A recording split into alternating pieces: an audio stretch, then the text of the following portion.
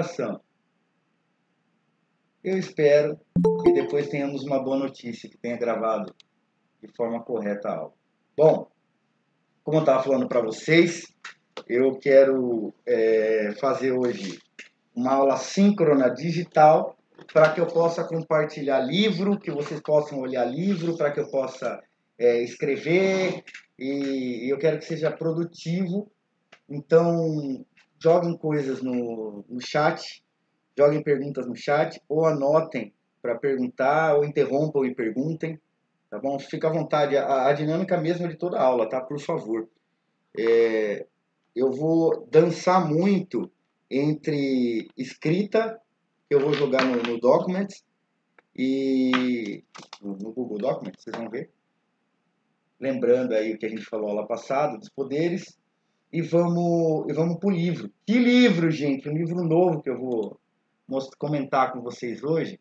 Esse livro é o página 42. É o livro do Celso Spitkovski, meu colega de mestrado. Essa parte introdutória eu acho muito boa dele. Eu estou na página, eu vou seguir com vocês, da página 43, do Celso Spitkovski, de 2019.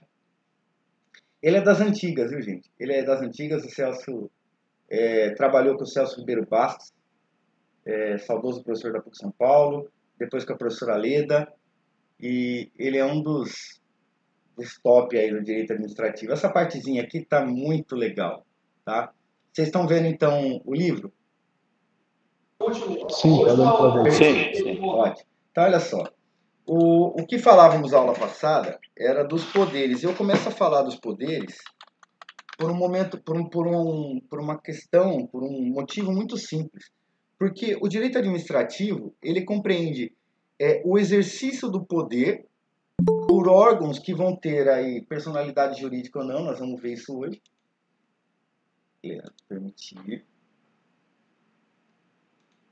Então, nós falamos dos poderes nas modalidades vinculado,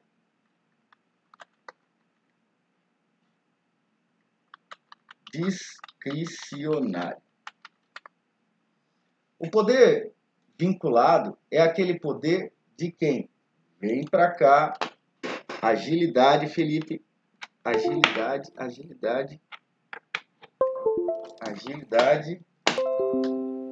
Tá certo? Agilidade. Não tá tendo muito agilidade. Ah, que pena. Não vai funcionar a mesa? Eu ia mostrar desenhos para vocês que eu fiz, gente.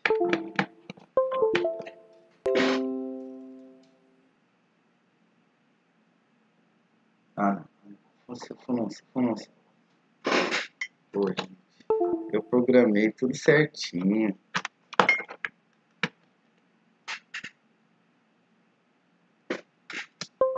Isso, imagina se não tivesse programado, né? Agora vai.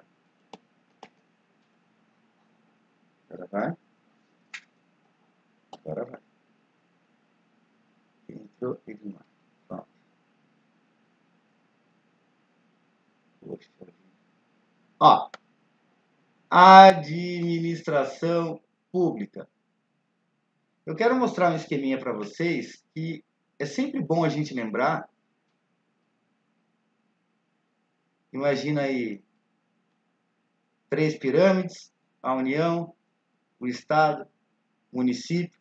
É interessante recordar que, inclusive tributariamente, se a gente for pensar no aspecto tributário, olha só, no aspecto tributário, o DF está aqui e está aqui. Bom, além dessa ideia de 3 poderes, o Pacto Federativo, nossa estrutura de competências, então aqui a gente está falando de competências constitucionais.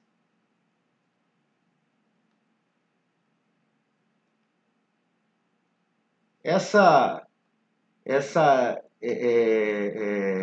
alocação de poderes dentro da Constituição, a gente conhece na sua tripartição, né? Que acontece aqui, e aqui eu vou colocar só 2. Um, que é o judiciário, eu vou colocar pontinho porque é administrado pelo estatal em sua competência. Então, diz lá a Constituição Federal qual a competência dos entes federativos. Então, o que a gente vai estudar aqui é a forma de materialização, de personificação desses entes federativos em suas subespécies. Seriam os filhotes dos entes federativos. Os filhotes que vão exercer a atuação através dos chamados atos administrativos. Então, a gente tem que ter um foco aqui nos atos administrativos, que são predominantemente atos de gestão, atos que estão lá nos artigos da Constituição, lá na casa dos 20, né, 22, 23, 24, por ali vocês vão olhar a competência administrativa da União. A Fran, bem-vinda. Volta para cá. Tá, mas e daí? O que que tem? O que que tem? Que o que a gente vai falar aqui são de espécies de poderes, como eu coloquei lá no... que eu acabei de digitar para vocês. E esses poderes, o primeiro deles, que a gente estuda, aqui eu venho para cá, é o vinculado. Tudo que eu vou estar falando para vocês hoje, vocês não precisam se preocupar em copiar o que está na lousa, vocês vão receber todo o conteúdo, tá? Todo o conteúdo vocês vão receber. Eu vou mostrar para vocês, eu vou enviar para vocês, podem ficar tranquilos. Mas eu quero que vocês entendam o porquê que inclusive se fala em poder-dever da administração, em razão da existência desses atos vinculados, desses atos em que não existe margem de juízo valorativo, e aqui vamos explicar esse juízo valorativo, mérito, oportunidade,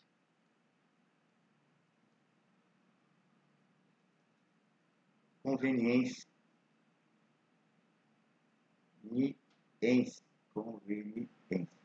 palavras-chave, tá? Mérito, oportunidade, conveniência, palavras-chave para a gente entender que esses atos não há margem. É tudo vinculado. Há muito tempo eu usava em aula o "tá tudo dominado", mas já essa música vocês nem lembram mais dela, né?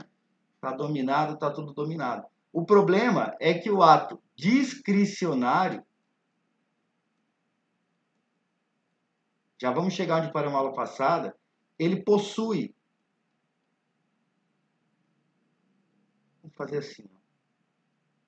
A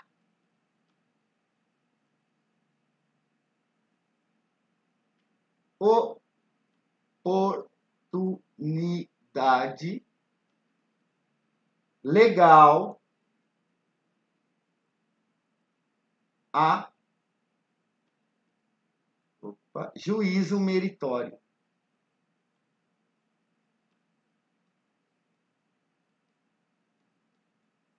Tudo que eu for colocar aqui e for colocar lá no caderno são expressões minhas, tá? Eu estou usando o caderno como cópia, mas assim, as palavras são minhas. Então entendam, cheguem nisso, e se não chegar, pergunta. Por que juízo meritório?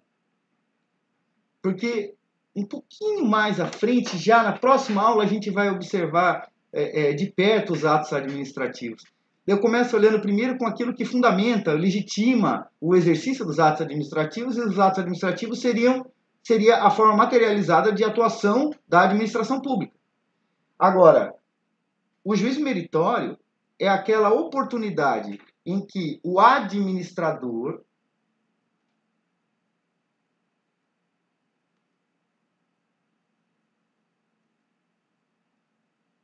tem a oportunidade de emitir um juízo de conveniência e oportunidade. O administrador tem, estou fugindo do possui, tem margem de atuação, margem essa trazida pela lei. Então, não é correto falar que o ato discricionário é livre, totalmente livre. Não. o ato discricionário não é totalmente livre, porque ele tem limites na lei, discricionário e vinculado. Agora, pela ordem do caderno, deixa eu pegar o papel, que eu passei para vocês na aula passada, a gente vai agora pro hierárquico. Poder hierárquico. Como o próprio nome alude,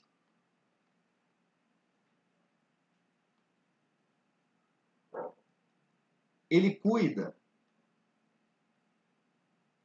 da estrutura hierárquica do Estado e do governo. E é engraçado a gente falar isso, eu estava refletindo bastante com o falecimento da rainha ontem, né? Porque lá no Reino Unido é dividido a chefia de Estado e chefia de governo. Então, há protocolos de Estado e protocolos de governo são bem separados, né? Vocês perceberam que primeiro há os protocolos de Estado, depois há o protocolo de governo, quando a chefe... Alguém quer falar? Vanderlei, é só interromper, quando quiser. Tá. Quando iniciou a aula, eu lembrei da morte da rainha e em algum momento antes disso, eu tinha lido que o Boris Johnson, primeiro-ministro, tinha pedido carta de renúncia e ia nomear outro, né? Isso. Ia nomear outro ministro, de tal forma que foi uma ministra. E aí, rapidão, pela mídia, eu vi que a rainha ainda viva fez o ato de posse. Aí, alguma coisa me acendeu na mente, né? Ué, mas nós temos parlamento, e aí quem faz a posse da primeira-ministra é a rainha. E aí, eu ia até, em algum momento, eu ia suscitar isso em sala, mas agora vem boa hora a sua fala no sentido de essa divisão de competências. E aí eu passo a entender. Ó.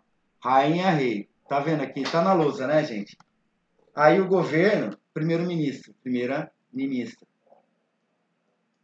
O protocolo, ele fala que passe aqui pelo Estado, aí o Estado vem para a primeira-ministra, eu dei uma lida rápida, bem por cima, e a primeira-ministra é a primeira e única que pode falar em nome do governo sobre a questão da rainha. Então, tudo isso daqui é feito sigilo. Sigilo. Depois vai para a primeira-ministra toma a primeira atitude de governo. E aí ela dá abertura para o parlamento se pronunciar. Hoje eles ficaram o dia inteiro lá, vários pedindo a palavra para falar. Então há uma divisão muito perfeita aqui, né, do que seria a chefia do Estado e do governo, dos assuntos ligados a Estado e a governo. Aqui no Brasil, como o nosso sistema presidencialista ele acaba absorvendo as duas funções, né, a gente pode encontrar até um reflexo aí indireto através dessa reunião, através da própria competência constitucional, que fala lá da competência do Executivo Federal, e aí presume, inclusive, as competências, obviamente, privativas do Presidente da República. Bom, poder hierárquico, então, é aquele relacionado à palavra-chave aqui. Vermelho, vai. Palavra-chave. Vermelho, eu falei, não azul. Ó, relação de coordenação. Comando. Então, importante ver que diz respeito tanto a, vamos ver, simples, atos normativos.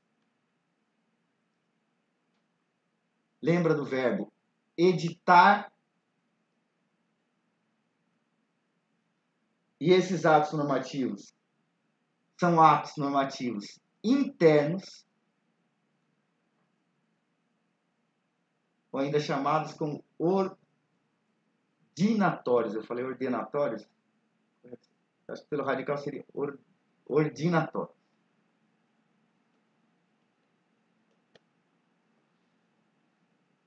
Dar ordem.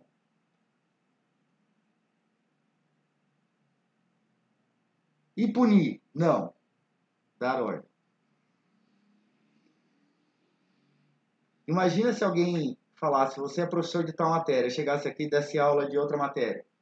Eu tenho que me submeter ao nível hierárquico, né? Agora, essa ordem pode ser, vamos só lembrar, exceto ser ilegal. Se for manifestamente ilegal, falei em aula isso, aula passada, né? Exceto ser, onde é que eu digo? Ilegal. What else? What else que compreende também o poder de fiscalizar, de controlar.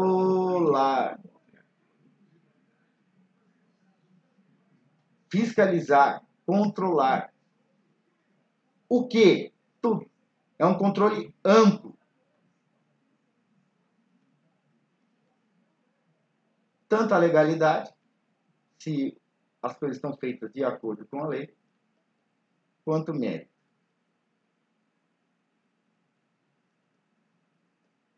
Agora, ponto importante, muito importante, do hierárquico. Eu vou puxar para cá.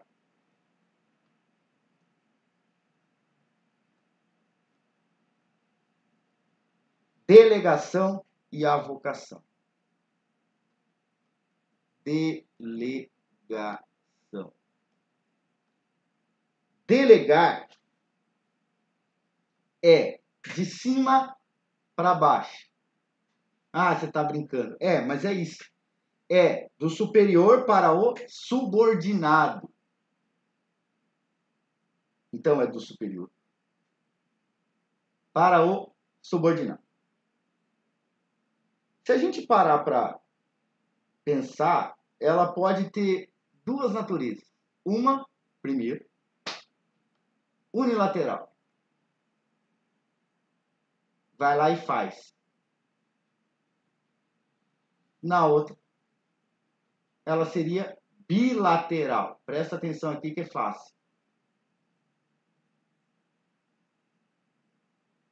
No aspecto bilateral, a delegação não possui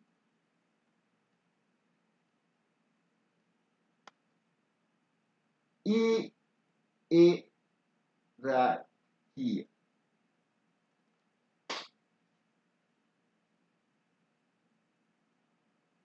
Então, se não há hierarquia,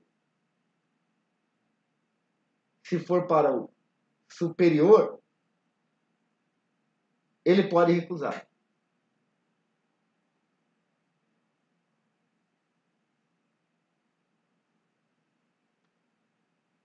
Então a questão é, a unilateral é uma ordem que não admite recusa.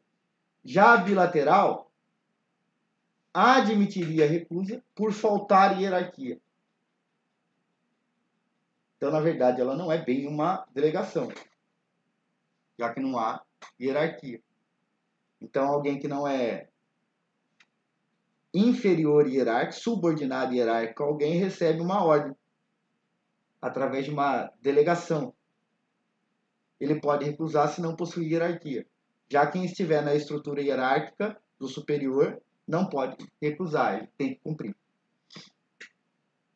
Agora, se entender isso aí, tá certo? Posso continuar? Professor, dá um exemplo desse caso, por favor. Alguém... Não, vou fazer diferente. Avocação. Eu vou, inclusive, colocar aqui do lado, depois, que eu vou querer um exemplo desse e do avocar. Então, eu vou pôr aqui em outra cor. Deixa eu pôr um amarelinho aqui. Exemplo. Vai procurando aí. Os dois, um de cada. Vocês aí no Google, vai procurando aí, tá? Aí você não... Fala dois de cada, vai. Um fala um, outro fala outro. Aí a gente joga aqui. Eu vou jogar a avocação. Eu falei aqui, lembrando, unilateral e bilateral. Remete lá aos contratos que faz total sentido. O ato de delegar para alguém que é inferior hierárquico não admite recusa, exceto o manifestamento legal. Agora, o ato de delegar para alguém que não possui, em que não há hierarquia, hierarquia, não há subordinação hierárquica, esteja, por exemplo, mesmo no mesmo lugar, no mesmo órgão, mas não há superioridade hierárquica, mas foi emitida a ordem.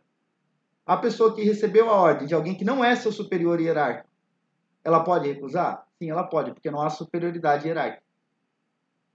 E isso também vai ter os limites, né? Então é importante a gente ver que o ato delegatório, ele compreende tanto a unilateralidade, quando há hierarquia, quando há subordinação hierárquica, e a delegação bilateral, quando uma situação em que não há. Eu dei exemplo, por exemplo, de alguém num órgão recebeu uma ordem de alguém que não é seu superior hierárquico, mas que pediu, faz tal coisa, delegou, faz tal coisa. Se eu pediu, aí seria meio interessante a gente usar, né? Ou totalmente. Porque pede, faz alguma coisa, no outro é uma ordem emitida. Procura aí de delegação, eu só vou jogar o de avocação, porque é o contrário. Só para ficar os dois, vocês já devem ter achado exemplo, a gente já joga aqui. A avocação, ó, é de baixo para cima. Na avocação, o superior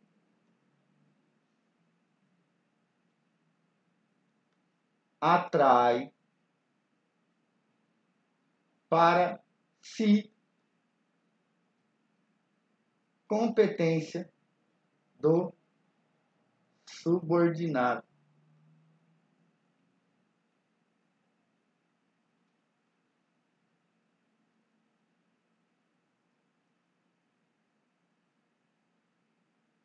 E aí, já acharam os exemplos? Além do que eu falei, vai. Vou pôr em vermelho aqui, ficar bonito, vai.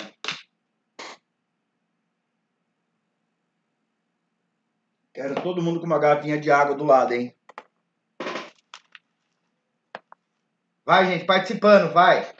Vamos, senão eu vou mandar todo mundo ir pra Unir e eu vou pra lá, eu moro do lado, hein?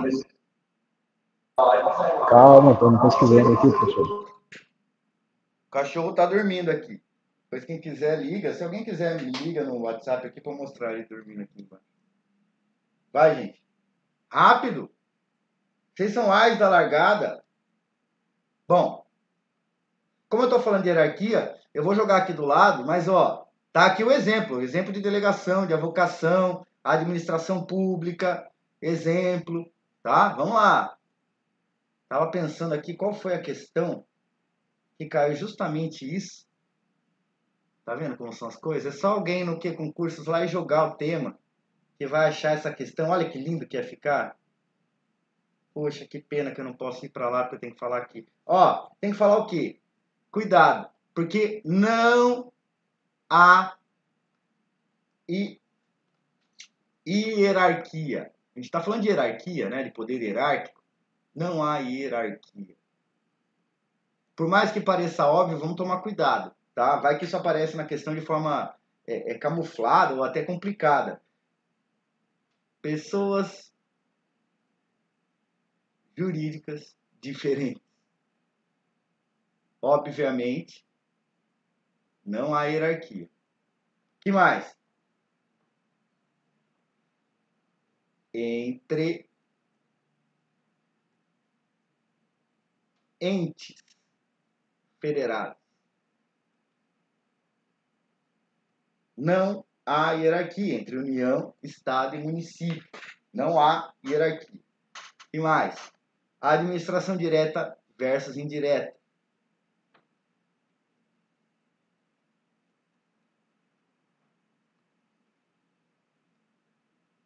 Eu vou puxar isso daqui para lá, eu já vou falar rapidinho noções gerais dela, tá? A administração pública em relação ao particular. Então, ó, não há hierarquia. E aqui a gente pode colocar a palavra administrados. Isso tem que ficar para vocês soar muito familiar. Os ADs são administradores e administrados. Entre os poderes, também não há hierarquia. Então, não há hierarquia entre o poder judiciário. Isso daqui nós vamos estudar no controle, né? O controle entre os poderes, que aqui na administração pública a gente vai ver controle dos atos administrativos. Quem pode controlar o quê? Se só a legalidade, se pode entrar no mérito, se não pode. E não há, obviamente, hierarquia entre funções típicas. Não há hierarquia entre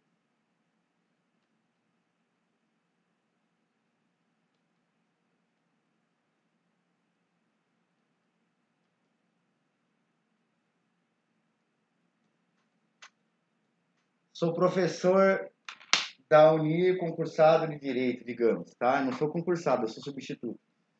E eu recebo um PI para dar aula em outro curso. Isso é o quê? Eu recebo, não que seja delegação, né? Tá vendo? Incumbência de atividade. Gerenciar atividade é delegar? O que é esse delegar? A própria disposição de disciplinas dentro de um curso de direito de uma faculdade pública é delegação? Vamos entender isso já com uma coisa que está acontecendo, que acontece com a gente todo dia na Unir. Isso é delegação? Porque nós estamos vendo que é do superior pro subordinado. Quer dizer que antes o poder, lá do coordenador que faz a atribuição de disciplina, isso é delegação? Entre a figura do diretor, das atribuições que ele pode desenvolver, se ele delega para alguém sob determinado regime de horas, pelo exercício da função, para exercer a função de. Então, o delegar, ele compreende ser natural do superior e ser designado um subordinado. E a vocação ao contrário. Que não se confunde com meros atos ordinatórios de administração, que aí entra na questão até hierárquica, mas aí unilateral. E aí? Exemplo, atribuição de aula. Exemplos mais aí, acharam?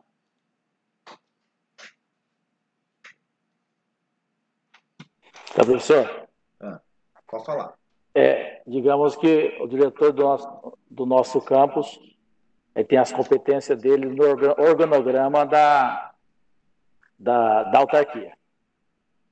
E uma das competências dele, ele resolve delegar ao professor Minervino. Competência dele, mas que ele chama Minervino e diz: eu preciso que você execute essa. Entendo que originalmente é delegação dentro do poder hierárquico, ou seja, do diretor. Unilateral ou bilateral? Nesse caso é unilateral. Isso. Meu superior?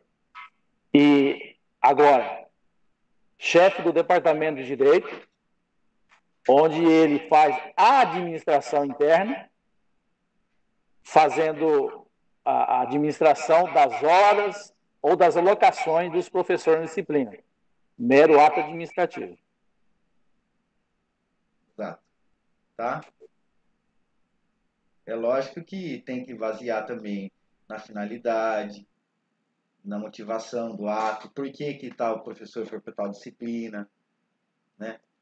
Então, tudo tem uma... Imagina, dar uma disciplina para um professor que realmente não domina nada da disciplina. Aí não dá. Não dá. Então, vamos pegar, por exemplo, eu pegar a prática trabalhista, direito de trabalho. Aí já fere a eficiência. Nem eficiência terá, né? Não, na questão de qualidade, etc. Isso. Então, assim, não tem como. Isso nunca aconteceu, por exemplo, na Uni. Mas imagina, se alguém para mim falar, ó, você vai pegar tal. Então, isso é mera ordinatória. Não chega a passar competência. Então, só dividir isso, que a gente vê que por mais que a delegação e a vocação fiquem na nossa cabeça, quando a gente fala de poder hierárquico, tem atos que são meramente ordinatórios, vinculados ao poder hierárquico. Só lembrando, eu já vou falar da sanção, que é o que faltou aqui, né? Nós fizemos uma divagação e só falta colocar sanção. E eu vou colocar um asterisco, porque nós vamos falar do disciplinar já, que é o próximo poder, tá? Que compreende, estaria o disciplinar, a sanção, dentro do hierárquico. Mas lembra que eu falei aqui que eu tinha que rapidinho dar noções para vocês de administração direta e indireta? Ai, gente, desculpa, eu gosto de dar aula assim. Eu fico focado olhando para essa tela e viajando. Ó, administração direta. Tudo isso, nós vamos estudar isso de forma mais aprofundada. A administração direta, ela sofre desconcentração de poder. Enquanto a indireta sofre descentralização. E para pegar de uma maneira bem simples, Vande, ou quem mais Pois não, quiser, pode falar. né? Ou quem quiser ajudar o Vande aí, talvez ele não consiga, porque ele não trabalha em nenhuma administração, digamos, né? Então ele não. Então. Me dê um exemplo, por gentileza, se for possível, da administração direta. Tá. Considerando que a administração direta, ela se manifesta dos três entes políticos, ou como disse o Lula, caso sui generis, ou único, né? O DF. O DF é um caso único de ente da administração pública naquela condição. Né? O professor acabou de dizer para nós que, além de ser uma das unidades da federação, ele ainda, no tributário, ele ainda tem o perfil de município. Né? Município então, é Estado. É Estado, ele acumula os dois. Exato. Além de unidade da federação na condição de Estado, ele ainda, no tributário, ele é municipal também. E tanto é que ele elege o quê? Não tem prefeito, né, professor? O DF? Não. Não, tem governador. O governador, pois é. Então tá. Caso sui generis, como diz o Lula. Mas vamos lá. Então, os três entes mais o DF, ele é uma administração direta em cada esfera. De tal forma que cada ente desse, para ele, digamos, para o governador não trabalhar unicamente concentrado, ele faz sua desconcentração de poder administrativo. E aí ele pode criar órgãos, ele pode criar secretarias, e outras. O senhor pediu só a direta, também a direta? Direto, então, fechando aí o que o professor falou, o professor Vande falou, a gente pega a União, que são os entes federativos, inclusive a gente vai ver no artigo 37 do Celso, que ele fala bem assim, os princípios servem para nortear a interpretação jurídica, levando-se em consideração, dirigindo-se, né, sendo levado em consideração por quem? Pelos entes federativos. A administração direta compreende a desconcentração do poder, que digamos que ele vai para baixo. Né? Então, ministérios, secretarias do Estado, do município. Então, é a administração direta. E a administração indireta é o resto. E eu coloco um PI aqui.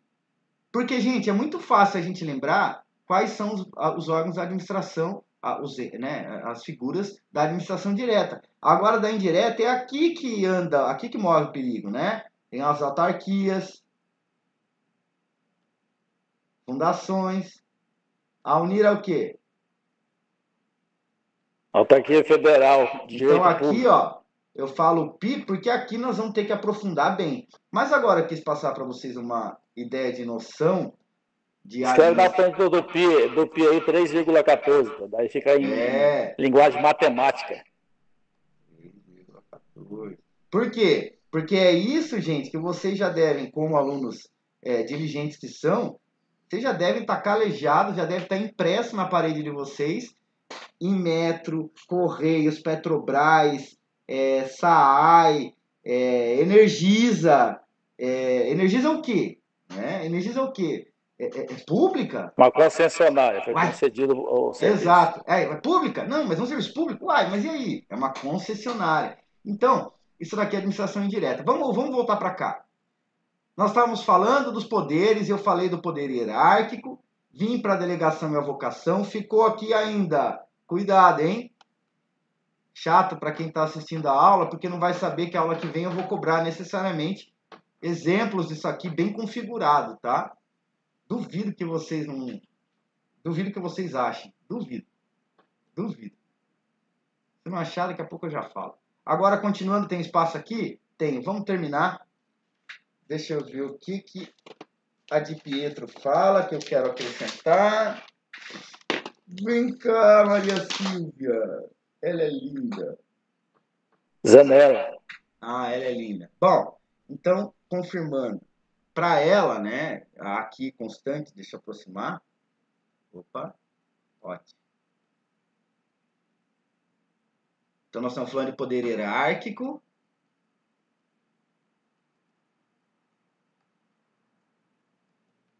Compreende vários poderes. Então, compreendido dentro do poder hierárquico, na verdade, estariam vários poderes, como nós vimos, né? Fiscalizar, controlar, tudo origina desse poder hierárquico. Imagina se eu pudesse ficar escolhendo o que eu vou fazer ou deixar de fazer, né? Agora, cuidado. E competência privativa é indelegável.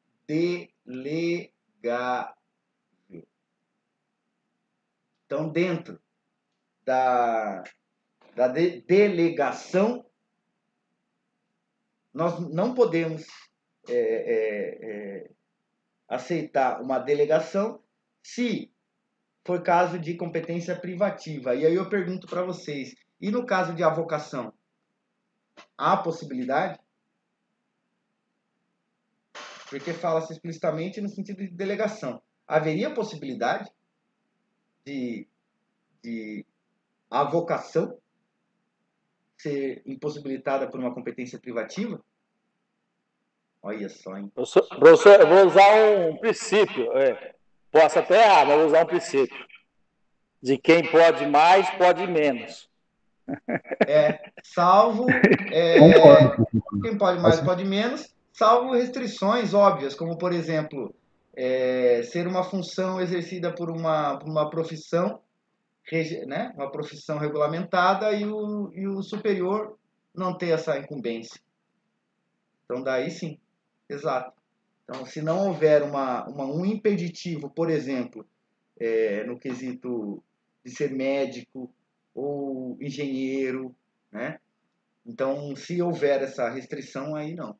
Agora, o que vamos para o poder disciplinar, já é o penúltimo.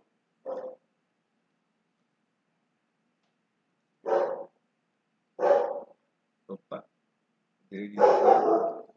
Opa! Primeira vez que vocês vão ver a Estela latir, hein? Ó. Tá reagindo, tá reagindo. Ela tá reagindo. Poder disciplinar, desculpa que ficou bem feio a letra, mas poder de vez em quando dá uma travada aqui na mesinha.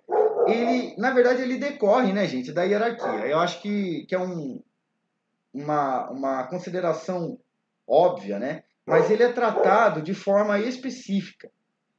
Então há essa segmentação do estudo do poder disciplinar, né? E compreende apurar. Então olha os verbinhos, vamos ver alguns verbos que a gente pode colocar aqui, né? Tem apurar, infrações embaixo. Eu vou colocar impor ou sancionar. Impor penas. Agora, é só aos servidores ou aos administrados também? Os administrados têm a vínculo à administração pública. Então, servidores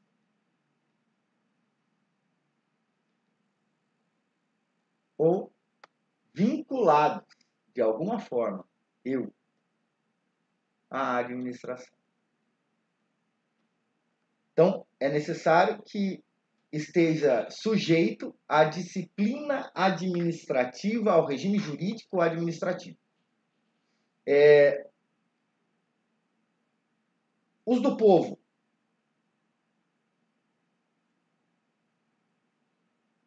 São? Não. Agora, exemplo. Concessionário. Concessionário de serviço público, sim. E celebra contratos com a administração.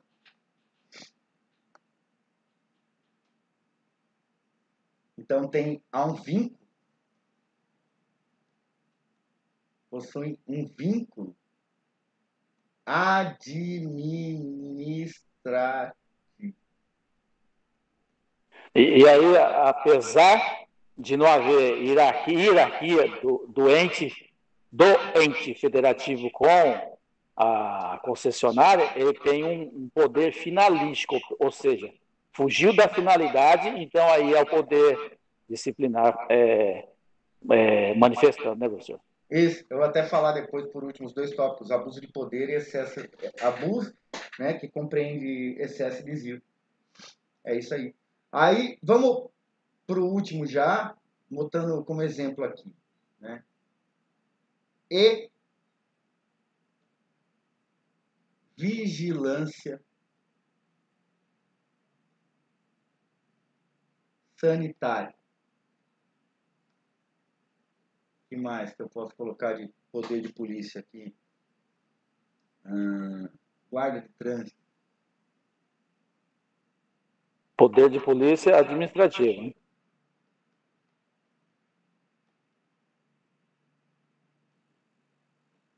Etc. Né?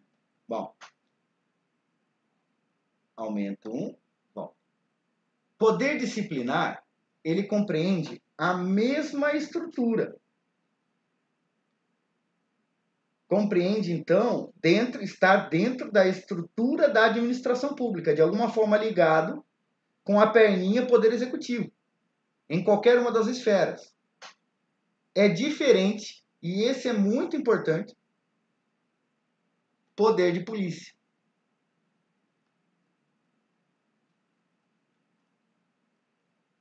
A polícia exerce e desempenha poder de polícia, sim ou não?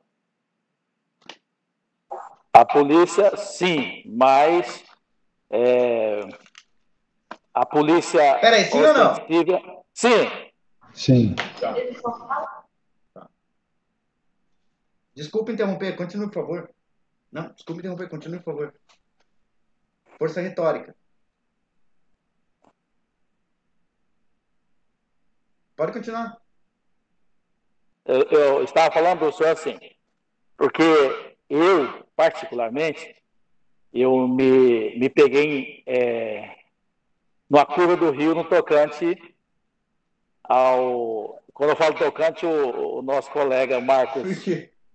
ele ri, que faz ligação com uma autoridade. Mas assim, com referência à curva de rio que eu falo, é que poder de polícia, em algum momento, eu entendia que polícia era só essa preventiva ou essa, né, repressiva. Polícia Civil, Polícia Militar e outras polícias, penal, por exemplo, e outras, PRF. Mas a administração, por si só, ela tem um poder de polícia porque ela tem o controle com a supremacia do interesse público sobre os seus administrados, de tal forma que ela decide para um certo exercício, mediante atos vinculados à lei. Quando é preenchido, ela defere para aquela situação, quando um administrado solicita. Depois ela fiscaliza, como fiscalizar serviços, bares com seus alvarás, a própria administração pública. E quando esse administrado foge disso, por exemplo, ela notifica e, se permanecer, ela interdita. Isso é o poder de polícia administrativa, diferente da polícia civil, da polícia militar, de outras polícias, que é a repressão do crime, etc. Aí eu demorei um pouco para aprender isso, mas hoje eu acredito que eu... É um professor. É um professor. Eu até coloquei aqui uma que eu gosto de falar, né? A função social do imóvel. No caso, a vigilância sanitária chega num mercado e multa o mercado, é poder de polícia. O guarda de trânsito, poder de polícia. O som em bar, ou até mesmo garantir o sossego da vizinhança, poder de polícia. Então, é um limite, né? Inclusive falam em poder negativo.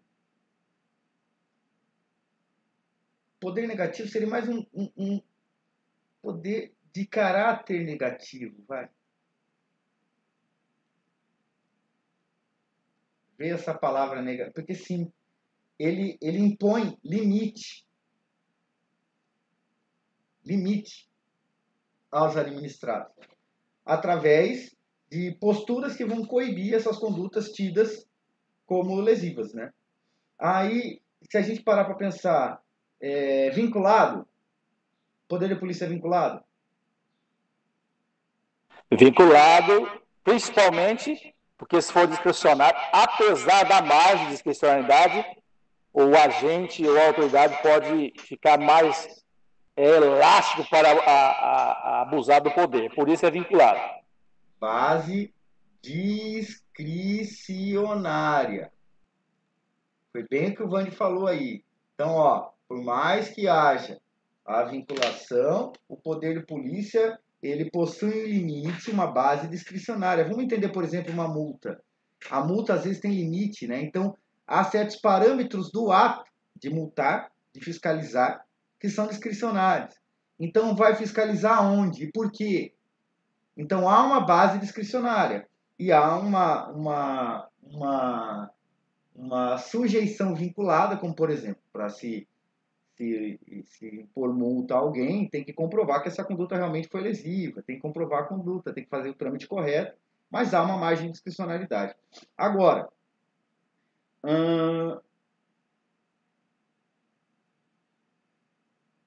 vamos falar disso? Vamos aprofundar, que hoje tem que aprofundar o poder de polícia, tá? Nós vamos falar das chamadas fases da polícia administrativa.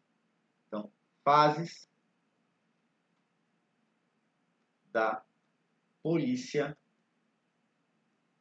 administrativa. Olha só, nós temos a ordem de polícia.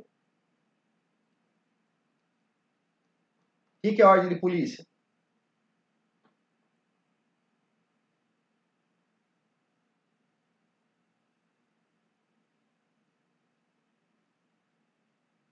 É a lei.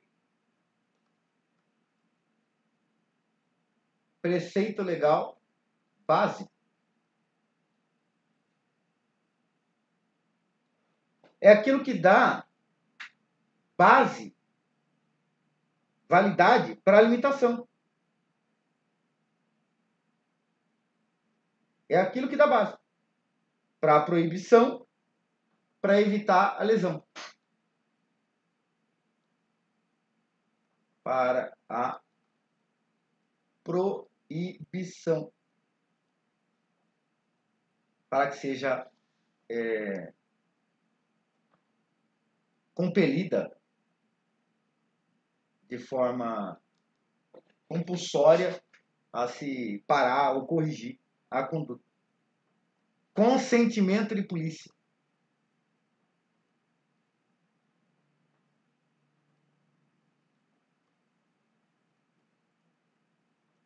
Então aqui nós temos a ordem, que é da onde emana, é o preceito legal básico. E já o consentimento de polícia, talvez ajude, eu lembro do finalzinho, né? Porque consentimento é o ato, é um ato administrativo. E é um ato administrativo que dá ok ao exercício da atividade, né? Que dá anuência, Opa, nossa, que difícil para escrever que. Anue. Eu acho que é anue, né? Não anui. Falei anui, mas eu acho que é anue. É final E, anue. Anue. Dá De ok. anuência. Então, por exemplo, dá um ok para exercer uma atividade, para... que mais? Deixa eu dar um exemplo aqui. Habite,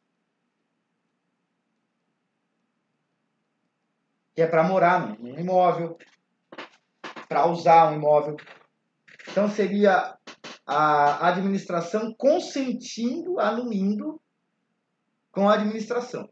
É diferente, por exemplo, de uma ordem que vem necessariamente com uma proibição. Fiscalização, o próprio nome já alude, né? Enquanto o consentimento, ato, desculpa, eu penso sempre isso, ele necessita de um ato, a fiscalização também. Ela compreende na verificação do cumprimento da ordem de polícia. Para tirar preconceito semântico da cabeça. Exemplo.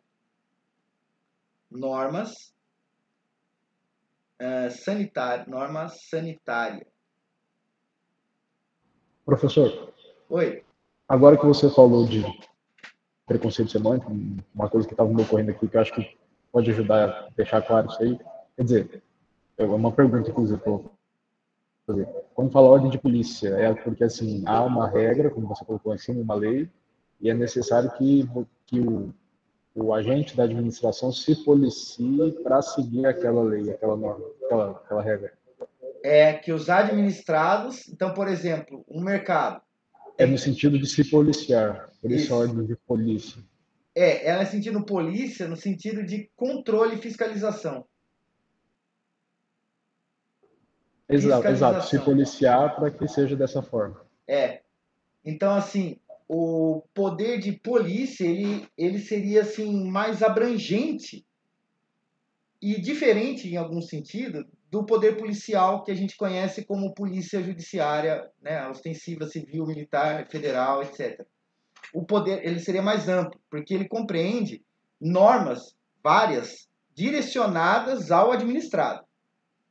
Então, quando a gente vê, por exemplo, uma fiscalização, vai a vigilância sanitária em um restaurante e ela vê a ordem de polícia. Ordem de polícia. A ordem... Professor, só para tentar, de repente eu entendi mal, mas o Gabriel, mas só para... O Gabriel, no caso, a administração pública, mediante os seus agentes, o ato administrativo aí, no poder de polícia, ele é um poder de polícia administrativa. Então, o agente, aquele que foi ao mercado, fiscalizar, por exemplo, validade de mercadoria, ele vai com essa competência e o ato administrativo, ele a vigilância, tem... então. O que você está falando aqui, a vigilância sanitária. A vigilância sanitária, ela faz a fiscal... Vamos voltar em todos eles aqui. Ordem de polícia. Preceito legal básico da proibição. São as normas sanitárias. É a ordem de polícia. Quem fiscaliza se está sendo ou não, se estão sendo cumpridas as normas sanitárias, é a vigilância sanitária. Então, a vigilância sanitária exerce, vigilância sanitária, poder de polícia. Exato.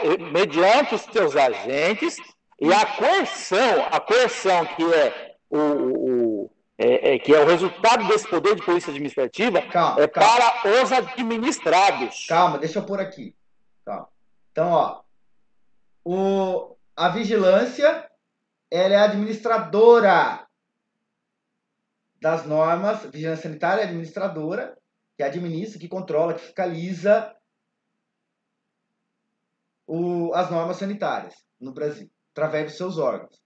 E ela pode, ou não, dependendo do que ela verificar, desempenhar o que o Vange está falando aí, que é a mesma cor, sanção de polícia.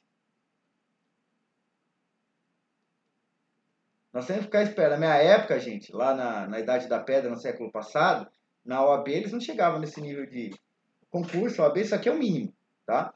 Sanção de polícia é uma fase que, quando tiver desobediência da ordem de polícia,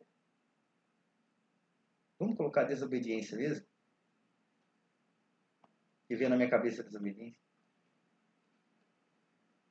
Desobediência à ordem de polícia. E o que é a ordem de polícia? É a norma que regulamenta determinada atividade. É aplicado o quê? Uma pena.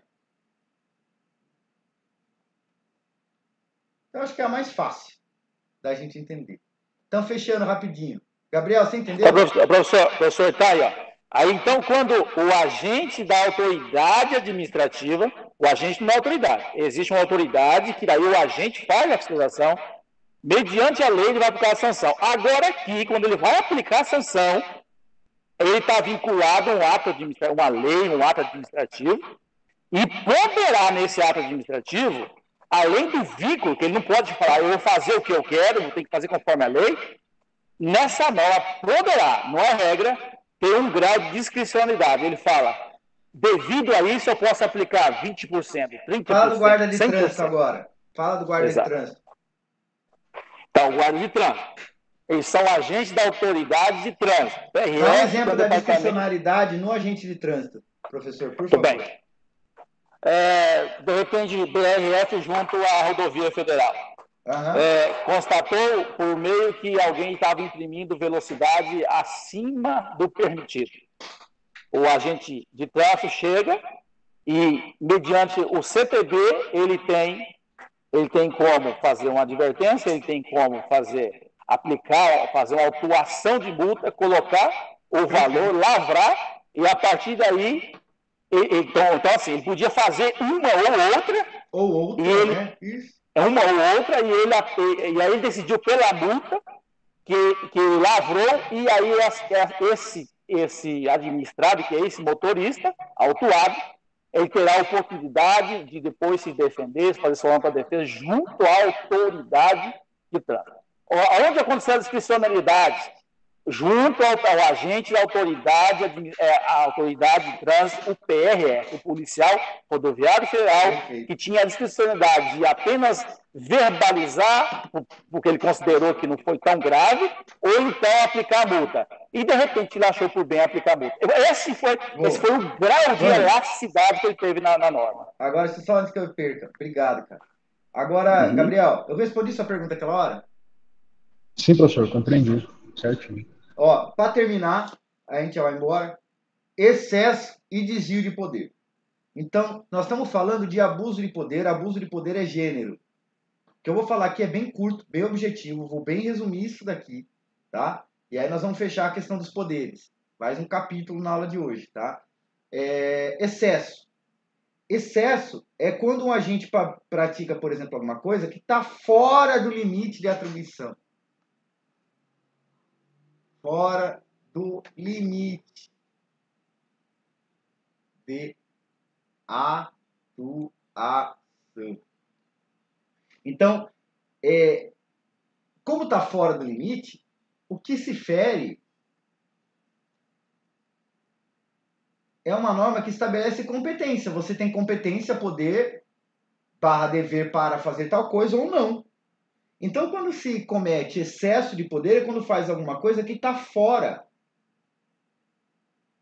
Então, isso fere a competência. Opa, travou um pouco aqui. Competência de outrem.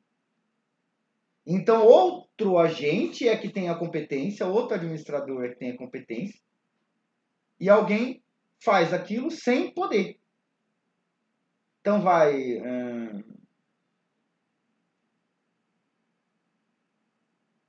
Um policial chega em casa, na porta de casa, e fala: oi, tudo bom? Tudo bom. Eu queria entrar na sua casa. Eu não quero. Fala: mas você vai abrir. Você vai abrir porque a partir de agora eu estou deferindo o mandado de busca e apreensão na sua casa. Eu tenho uma testemunha aqui, uma história, eu estou inventando. Lógico que nunca vai acontecer. Quem tem competência para autorizar a busca e apreensão é o juiz. Ele está excedendo o seu poder. O que é diferente, bem simples, e super importante a gente pegar essa diferenciação, tá? Porque ela pode, na prática, ficar meio misturada. Se você pegar a essência que eu joguei ali, então fere a competência porque está fora do limite. Fere a competência de outra. O desvio, ele pode também ser entendido como desvio de poder ou desvio de finalidade.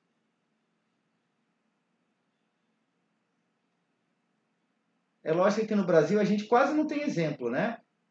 De desvio de finalidade. É muito difícil a gente encontrar isso aqui no Brasil, né?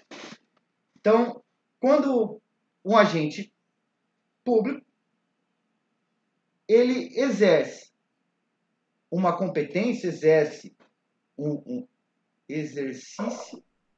Deixa eu colocar de forma... Pera aí, rapidinho. Eu estou me concentrando aqui para criar um breve conceito. Exercício... Eu queria falar do ato do desvio de finalidade, trazer uma ocorrência muito conhecida e de repente encaixa. Eu sei que você vai trazer já. Pera aí. Só para eu concentrar aqui que eu quero criar um conceito meu aqui. Vamos ver. Exercício...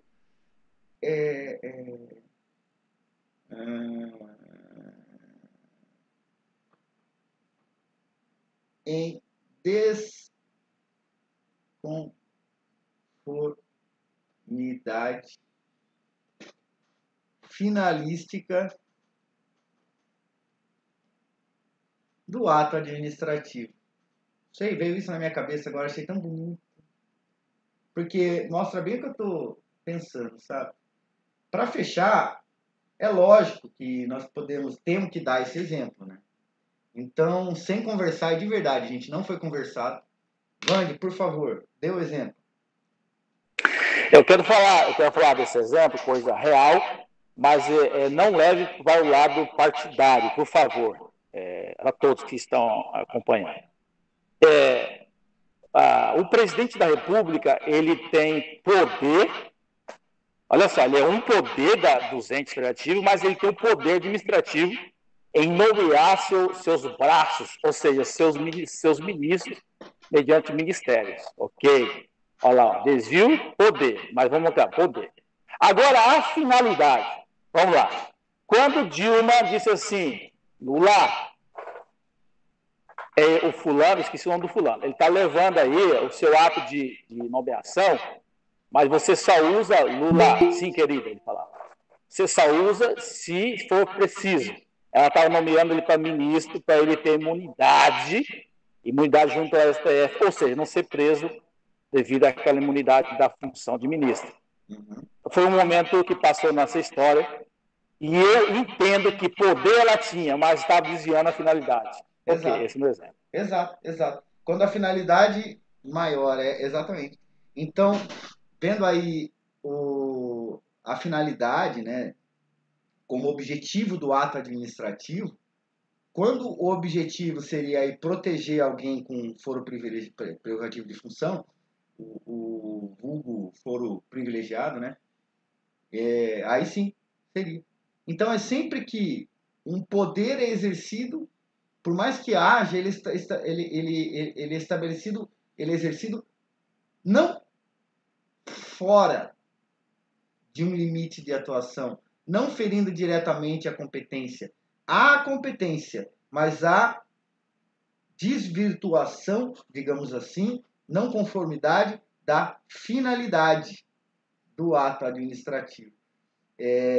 Aconteceu, eu tenho no caderno anotado aqui, uma perseguição de uma prefeitura a imóveis no estado de Minas, de um candidato, de um político conhecido de uma região de Minas.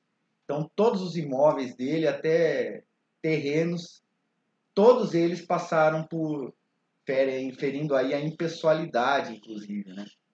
Impessoalidade. Inclusive o exemplo do Vanderlei também fere impessoalidade.